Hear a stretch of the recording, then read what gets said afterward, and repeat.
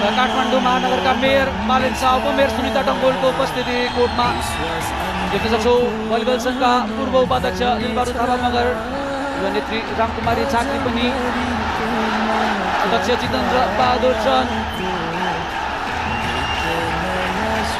21-23 अग्रता भारतसँग छ, सर्भिस नेपालसँग छ। खेलमा फर्कनु पर्ने यो अवसर नेपाललाई लगातार अङ्क जोड्ने। जुही बसेको छ अङ्क, के यहाँ हासिल गर्छ निरुता ठगुन्ना, अझै पनि बल इन्ट्रे, निरुताले बचाइन्। जुही क्विक स्पाइक ब्लक भएको छ, अरुणा केही ब्यालेन्स गुमाउन पुगिन् तर सलिनाले बचाइन्। सरस्वती चौधरीलाई अवसर, जुही फिर्ता ल्याइन्, रिलेन्टलेस लगातार डिफेन्स नम्बर टोलीबाट फेरि पनि चान्स हुन सक्छ। अरुणा, सरस्वती, लामो र्याली रह्यो, केही दबावमा रह्यो तर अन्त्यमा अङ्क जोड्न सफल। तालीले स्वागत भिआइपी सेक्सनबाट, दर्शकहरू उत्तिकै हर्षो उल्लासमा। सरस्वती चौधरी दुई ब्लकको बिचबाट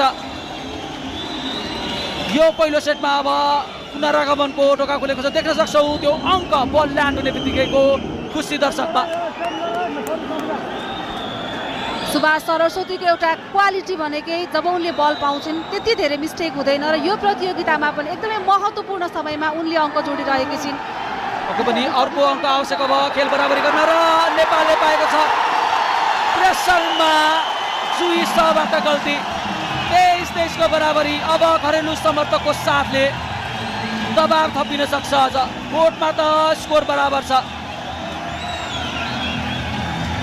23-23 पहिलो सेट र सर्भिसमा अरुणा, फ्रन्ट कोर्टमा निरुता, सरस्वती, सुमित्रा।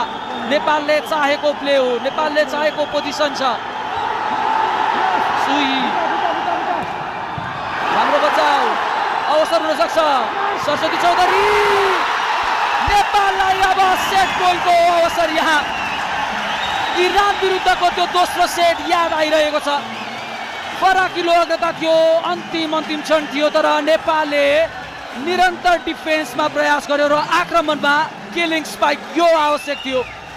भारतले लगातार यही ठाउँमा पोइन्ट गुमाइरहेको छ र त्यहाँनिर कभर अप गर्न सकिरहेको छैन, जसको फाइदा नेपाललाई र सेट पोइन्टमा पुगेको छ। उत्कृष्ट कमब्याक, सेट पोइन्टका लागि प्रतिस्पर्धा।